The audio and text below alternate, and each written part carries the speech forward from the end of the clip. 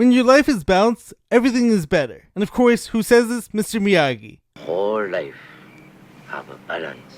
Everything be better.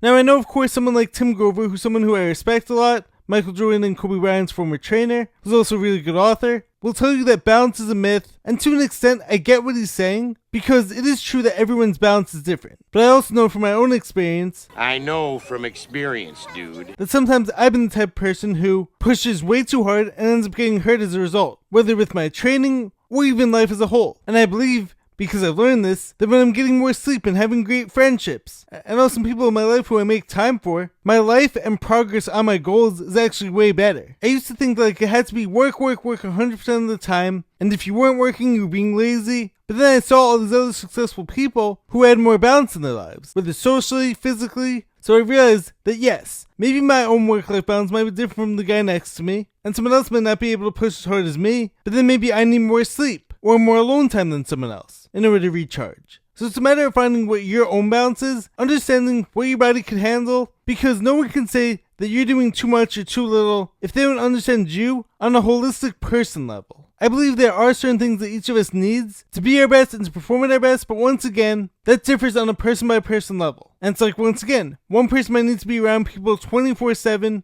someone else needs a lot more alone time, or one person needs this much time for their friends, this much time for their relationships, this much time for their workouts, this much sleep, this much training, etc., etc.